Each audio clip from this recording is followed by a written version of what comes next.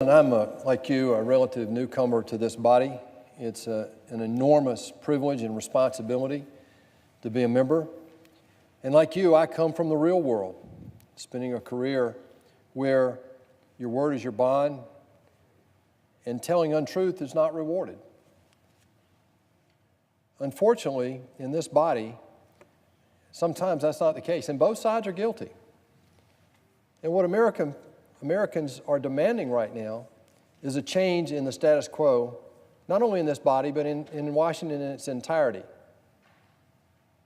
Tonight I want to talk about some of the things that happen in this body, and I know both sides are guilty, but these are a couple of examples that I think rise above the norm and just so egregious I could not let stand.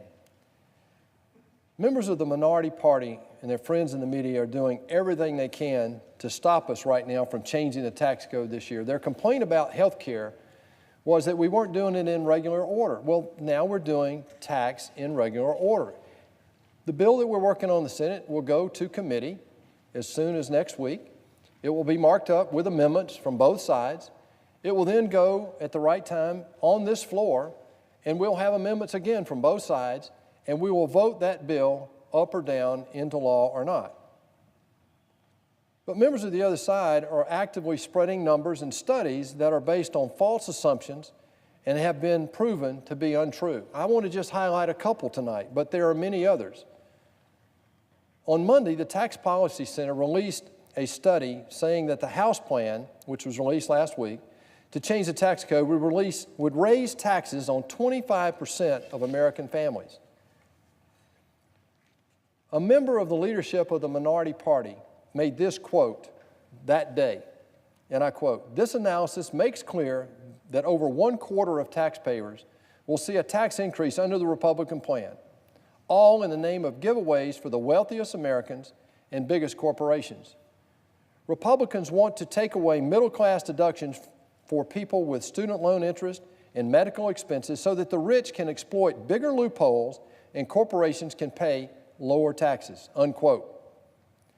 Well, Mr. President, that study by the Tax Policy Center didn't even survive a full day. It was retracted later that afternoon. It's not even publicly available today online to even review any longer. But you know what is? The statements that came out of that report that day, false statements just like the one I just gave, and many others, highlighting this study was reality. Maybe even worse, that these are false stories that are still running through the media, as if it were true, as if it were fact. The website Vox posted a story about this study titled, "The Numbers Are In, and the House Republican Tax Bill Raises Taxes on Nearly 1/3 of Americans." Surely they've posted an update saying that the study has been retracted. They say they'll update the story once new numbers are released. In the meantime, this headline and this story is still in existence out there as if it were still true. Why wouldn't they take down the story? Why wouldn't they change the headline until new numbers are available?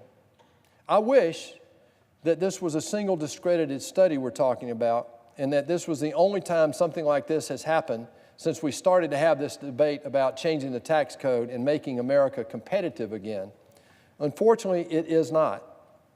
Multiple members of the minority party said that the tax framework supported by President Trump would raise taxes on families earning less than $86,000 per year. One of the colleagues even said specifically, on average, middle-class families earning less than $86,000 would see a tax increase under the Republican tax reform plan, unquote. Another said, quote, "The average tax increase on families nationwide earning up to $86,100 would be $794 per year," unquote. Here's another one, and I quote, "The average tax increase on families nationwide earning up to $86,100 would be $794.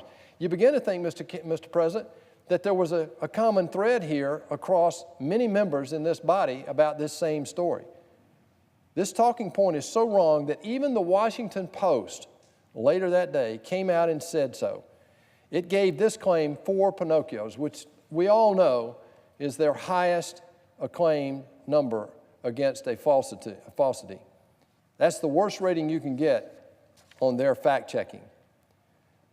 The Washington Post full ruling said, and I quote, "Democrats have spread far and wide the false claim that families making less than $86,100 on average will face a hefty tax hike. Actually, it's the opposite. Most families in that income range would indeed get a tax cut. Any Democrat who spread this claim should delete their tweets and make clear they were in error." That's the Washington Post, Mr. President.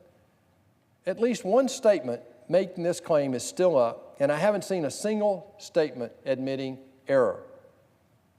These are but a couple of examples, Mr. President. There are many more. House Minority Leader, just as one last example, House Leader Pelosi has called changing the tax code a Ponzi scheme. Virtually every Democrat has called it a betrayal of the middle class. Clearly, the facts do not back up these claims. The minority party is doing all it can to stop us from getting this done this year because it makes good politics somehow. That's the only explanation I can think of. But answer this for me. It just doesn't make any sense. Why would someone oppose giving the middle class a tax break? Why would someone oppose making America competitive again? Why would someone oppose bringing billions of dollars of U.S. profits back in the United States so they can be reinvested in the economy and create jobs? I don't understand it. It's time for people in Washington and even in this body to stop doing what is best for their own political self-interest, on both sides, frankly, and start doing what is right for the national interest. And that right now, Mr. President, in the next few days, is clearly one thing, and that is fixing this archaic tax code. Every person in this body is responsible to some degree for the archaic nature of this tax code. Both parties are responsible. If they were acting in their own in our national interest, we'd be hearing about the study showing that on average, Americans are projected to get a pay increase of somewhere between $4,000 and $9,000 under this plan. We'd be hearing about how families making less than $86,000 a year actually getting a tax cut in reality. Again, that's a point even the Washington Post acknowledged. We'd be hearing about how lowering the corporate tax rate, ending the tax on repatriated earnings, will make us more competitive with the rest of the world. We'd be hearing about the economic growth that could result from these potential changes.